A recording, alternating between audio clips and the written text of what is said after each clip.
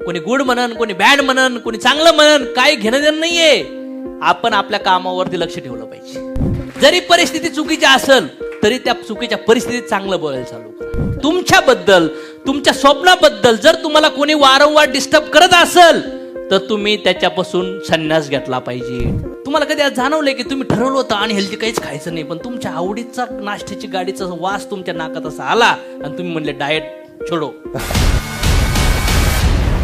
जे यशस्वी लोक आहेत ना ते निगेटिव्हिटीला आहे ना दूर ठेवतात. हे क्रिकेटर लोक माहिती आहे तुम्हाला कंटिन्यू हेडफोन असतात का? कारण की ते म्हणतात बाहेरचं जे टाळ्या शिट्ट्या किंवा तिरस्कार किंवा अपेक्षा आमच्या हात आमचा फोकस डिस्टर्ब नाही केला पाहिजे. 50,000, 80,000, 1,00,000 लोकांचा आवाज आणि त्या बाहेरचा आवाज प्लस माझा आतला आवाज आणि त्यानंतर माझा फोकस येतो. Yes or no? मग आज बिझनेस करताना, लाईफ जीवन जगताना, संसार करताना तुमच्या आजूबाजूचे आवाज घोंगतात. सोशल मीडिया थ्रू तुमच्यापर्यंत येतात, फोन थ्रू येतात. तुमच्या हातात आहे की कुठल्या आवाजाला आत येऊन द्यायचे आणि कुठल्या आवाजाला आत येऊन नाही द्यायचं. Accept the favourable and reject the unfavourable. नकोय मला ते आवाज. जे विचार मला निगेटिव्ह करतात, जे विचार मला थांबवतात, जे विचार माझा उत्साह कमी करतात, जे विचार माझी एनर्जी कमी करतात, ज्या विचारामुळं मी माझ्या टार्गेट पासून दूर जाऊ राहिलोय, ज्या विचारामुळं माझ्या आयुष्यात बरबादी होणार आहे, ज्या विचारामुळं डाऊट्स तयार होतात, इगो तयार होतो, ज्या विचारामुळं क्विट करण्याच्या मानसिकतेत येतो, अशा सगळ्या विचारांना नो नो नो नो म्हटलं पाहिजे. तर पाहिजे ते लक्ष तुम्ही अचीव्ह करू शकतात. मला तरी असं वाटतं. कारण की जगामध्ये टॉपचे लोक आहेत ना ते हेच करतात. जिथं हवा नाहीये ना तिथला दिवा कसा असतो? विसरू शकतो का? विजू शकतो का त्या दिव्याला? नाही. ती जोत हलणार सुद्धा नाही. आणि जिथं हवा असतो तो दिवा. मग समाजात राहावं लागेल. मग समाजात राहायचं असेल तर मग आजूबाजूचे आवाज ज्या लोकांना तुम्ही सांगणार आहे, कोणी रिजेक्ट करण, कोणी येस म्हणन, कोणी नो म्हणन, कोणी गुड म्हणन, कोणी बॅड म्हणन, कोणी चांगलं म्हणन, काही घेणं देणं नाहीये. आपण आपल्या कामावरती लक्ष ठेवलं पाहिजे.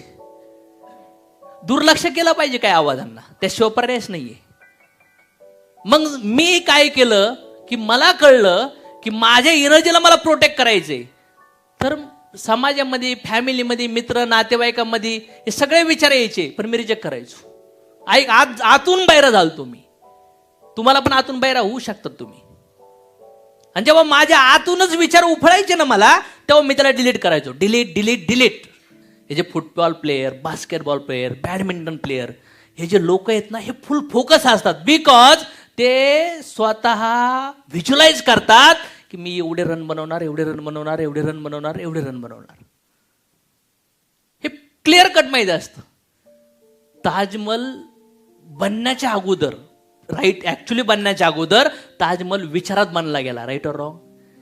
मग तुमच्या आयुष्यात जसं भगवंताबद्दल त्यांचे भक्त माळजप करतात ना, तसं आपण पण आपल्या बिझनेस विषयी माळजप केला पाहिजे. तुम्हाला जे पण पाहिजे ते मिळवा. चांगले कस्टमर भेटणार आहे. मग आपल्या आजूबाजूला निगेटिव्ह विचार आहेत. जन्मापासून आपल्या आतमध्ये निगेटिव्ह भरले. मग तुम्हाला जाणीवपूर्वक स्वतःशी पॉझिटिव्ह बोलावं लागेल. नाही तर लोक आहे ना फोन करू सांगतात, हो हो हो मला शुगर झाली, मला शुगर झाली, मला शुगर झाली. सगळीकडे पब्लिसिटी कोण करतं? जरी शुगर झाली तरी तुम्ही तुमच्या माइंडला सांगा मी फिट आहे, मी फिट आहे, मी फिट आहे, मी फिट आहे, मी फिट आहे, मी फिट आहे. तुमचे विचार तुमच्या माइंडवर काम करतात. तुमचं मन हळूहळू तुमच्या बुद्धीवर काम करायला लागतं. जरी परिस्थिती चुकीची असेल तरी त्या चुकीच्या परिस्थितीत चांगलं बोलायला चालू करा. मग मला असं वाटतं जगात जेवढे पण मोठे लोक झालेत त्यांनी स्वतःला प्रोटेक्ट केलं, त्यांच्या सोर्सला, त्यांच्या एनर्जीला. एका दिव्याला प्रोटेक्ट करायला सुद्धा आपण खंदीलची कास लावायचो. का लावायचो? खंदील माहिती ना तुम्हाला? कोणी कोण लावलेलं आहे? फुटलेला कोणी काच? जे 30-35 पुढे आहेत ना त्यांना माझे उदाहरण परफेक्ट समजत असतील. बरोबर ना? जे 20च्या आत आहेत त्यांना थोडंसं डोक्यावरून जातं. कंदील थोडं समजत असेल तरी पण पुढच्या पिढीला समजणं लय अवघड होईल. बरोबर ना? आपल्याला समजते. मग दिवा विझवून प्रोटेक्ट करत होते तुम्ही दिव्याला हवेपासून. मग यशस्वी लोक स्वतःच्या पॉझिटिव्हिटीला, स्वतःच्या ड्रीमला प्रोटेक्ट करतात. जसं लहान बाळाला गर्भात आई जपते ना, संरक्षण करते ना, तसं स्वप्नांचं पण संरक्षण करणं गरजेचं. हा, तुकाराम महाराजांचे कंटिन्यू काय म्हणायचे, पांडुरंग पांडुरंग पांडुरंग. आवली काय काय बोलायची, लोक काय काय बोलायचे, तरी पण पांडुरंग पांडुरंग पांडुरंग. म्हणजे इनडायरेक्ट काय होतं फोकस, मन. त्यांचं मन काय होतं, एका ठिकाणी फोकस होतं. मग तुमच्या मनात तुम्हाला काही ना काही बोलावं लागेल.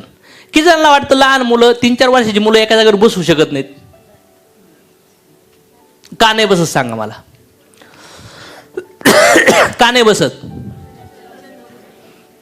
त्यांना विचार करता येत नाही आणि त्यांची एनर्जी काय करते, त्याला प्रॅक्टिकली करायला लावते. काय करते, प्रॅक्टिकली करायला लावते. पण हळूहळू ते पोरग स्थिर व्हायला लागतं. लहान पोराला काय म्हणतो आपण, ए थांब, घरात थांब.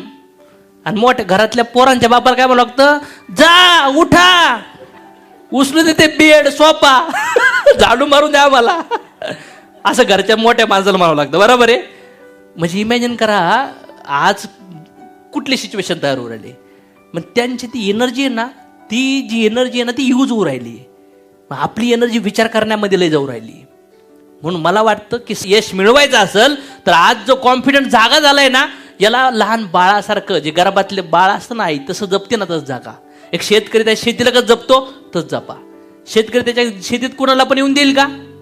मग जर आजूबाजूला तुम्हाला तुमच्याबद्दल, तुमच्या स्वप्नाबद्दल जर तुम्हाला कोणी वारंवार डिस्टर्ब करत असेल तर तुम्ही त्याच्यापासून संन्यास घेतला पाहिजे, ब्लॉक केलं पाहिजे, म्हणले पाहिजे राम राम. सर पार एखादा माणूस माझं घर बरबाद, पार डिवोर्स करायला आलाय माझ्यासमोर, माझ्या बायकोचे कर्म का नाही मला ऐकू ऐकू, आणि मी पण म्हणतोय सांग सांग सांग. म्हणजे किती किडाकांडी. पर जखम भरी व्हायला लागली तर लोक म्हणतात उपशो उपशो, बघून दे मला कसं रक्त निघतं, बघून दे. नाते याच्यामुळे तुटू राहिले लोकांचे. ज्ञानेंद्रिय, डोळे, कान, जीभ, नाक, त्वचा, हे काय येतं, हे दरवाजे डायरेक्ट डेटा आत जातो, डायरेक्ट. मग लोकांना कळतच नाहीये. लोक निगेटिव्ह सिच्युएशन मध्ये, स्ट्रगलिंग सिच्युएशन मध्ये तुम्हाला बाउन्स बॅक करायला पॉझिटिव्ह आजूबाजू सराउंडिंग पाहिजे. पण जर त्या सिच्युएशन मध्ये मी निगेटिव्ह सराउंडिंगला कनेक्टेड आहे, कुठून कुठून काही पण निगेटिव्ह ऐकतोय, तर मी बाउन्स बॅक करू शकतो का सांगा मला? माझ्या नवरा बायकोचं आमचं जोरदार भांडण झालंय आणि मला कळतंय की आम्हाला संसारच करायचा आहे, तर मी प्रयत्न कशासाठी करण, संसारच करण्यासाठी करण. पण समजा लग्नाच्या आधी माझं प्रेम होतं आणि त्या मुलगी पण अजून लग्न नाही केलं आणि ती जर म्हणली काय चाललंय भाऊ, कसं चाललंय तुमचं, तर मग माझा विषय काय येईल, भाऊ नाही भाऊ नाही. मी हा प्रॉब्लेम सॉल्व्ह करायसाठी काम करेल का? आता मी काय करेन, जाऊन द्या ऑप्शन आहे दुसरं लग्न, डिवोर्स तर डिवोर्स. काय वाटतं तुम्हाला? ऑप्शन भेटलं का प्रॉब्लेम्स तयार होतात. मग तुमच्या आयुष्यात तुम्ही ह्या बिझनेसमध्ये टिकणार कधी, संकटामध्ये पण तुम्हाला कुठले ऑप्शन जिथं जिथं दिसन त्यांना ब्लॉक करून टाकलं पाहिजे. काय वाटतं तुम्हाला? Right, guaranteed. एक उदाहरण आहे, एक मुलगा आणि मुलगीचं प्रेम होतं आणि त्यांचं दोघांचं लग्न 2 ठिकाणी वेगळं वेगळं होतं आणि लग्न वेगळं वेगळं होतं आणि ती मुलगी दुसरीकडे जाते, हा दुसरीकडे जातो आणि याला तर देवदास असतो 7-8 महिने, लय टेन्शन येतं, पण हळूहळू हळूहळू विसरतो बिचारा. आणि नंतर मग एक दिवस काय होतं की ती मुलगी भाड्याने समोरच्या अपार्टमेंटमध्ये येते, तिच्या नवऱ्याला इकडे जॉब लागतो आणि यांची बाल्कनी त्यांची बाल्कनी समोरच. तर आता मला सांगा, ते जुनं प्रेम जागं होणार का नाही होणार? का जागं होणार? एवढे दिवस ब्लॉक केलं होतं, फोटो दिसत नव्हता, काही कुठं नव्हतं, डिलीट ना सगळं, मोबाईल नंबर पण नाही, आता डायरेक्टच काय व्हिडिओच समोर. म्हणजे इनडायरेक्टली काय की तुमचे इंद्रिय ऍक्टिव्ह होतात. तुम्हाला कधी आज जाणवलंय की तुम्ही ठरवलं होतं आणि हेल्दी काहीच खायचं नाही, पण तुमच्या आवडीचा नाश्त्याची गाडीचा वास तुमच्या नाकात असा आला आणि तुम्ही म्हणले डाएट छोडो. कोणी कोणी केलंय असं? डाएट छोडो, आज आज कल से डाएट करेंगे. नाक सुद्धा ऍक्टिव्ह आहे, तुमचे डोळे सुद्धा ऍक्टिव्ह आहे, तुमचे कान सुद्धा. हे जे इंद्रिय आहेत ना, हे भक्तांनी भगवंतावर लावले. सक्सेसफुल लोकांनी त्यांना यश मिळवण्यासाठी जे नॉलेज लागणार ना ते मिळवण्यासाठी लावले. आणि जे ऑर्डिनरी लोक, गरीब लोक, फेल्युअर लोक, त्यांची इंद्रिय त्यांनी कुठं पण घाणीत लावून टाकली.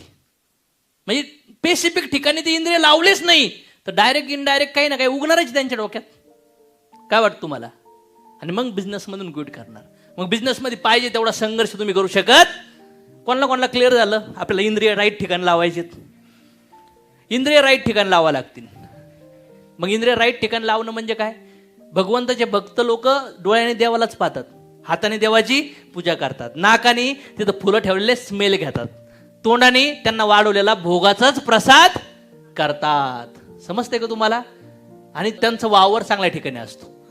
मग मला असं वाटतं आपल्या आयुष्यात जर आपल्याला काही मोमेंटम करायचं असेल तर आपल्याला पण आपल्या इंद्रियांनी आपल्याला बिझनेस ज्याच्यावर लावायचं ना, देव पाहिजे देवावर लावा, गाडी पाहिजे गाडीवर लावा, घर पाहिजे घरावर लावा, 1,00,000 पाहिजे 1,00,000 लावा, फॉरेन पाहिजे फॉरेनवर लावा. म्हणजे म्हणतात ना, बोलावा विठ्ठल, पहावा विठ्ठल, करावा विठ्ठल, जीव भावे. म्हणजे भगवंताबद्दलच बोलायचंय, भगवंतालाच पाहिजे, त्यांच्याबद्दलच ऐकायचंय, त्यांच्यासाठीच करायचंय. अर्जुनाला पण सांगितलं होतं. अर्जुनाने विचारलं भगवंता की तुझं जेव्हा वर्णन मला करायचंय, तू कोण आहे, तू कुठे आहे? तेव्हा कृष्णांनी सांगितलं पृथ्वी पण मीच आहे, पाणी पण मीच आहे, अग्नी पण मीच आहे, हवा पण मीच आहे, आकाश पण मीच आहे, ब्रह्मांड मीच आहे. हे सगळं जे दिसतंय ना तुला, ते सगळं मीच आहे, तू माझ्यातच सामावलेला आहेस, हे भगवंत सांगतात. मग आज जर तुम्हाला ह्या स्तरावर जायचं असेल, एक मोठ्या लेवलला मुवमेंट करायची असेल, तर आज आजूबाजूला तुमचे मित्र, नातेवाईक, परिवार, परिस्थिती कशी का असाना, पण तुम्ही इंडिव्हिज्युअल आहेत, तुम्ही सेपरेट आहेत. तुम्ही तुमच्या इच्छा पूर्ण करण्यासाठी पंगा घेऊन इथं आलात ना, तर मग जर आज एक दिवा पेटलाय ना, त्याला विझून देऊ नका.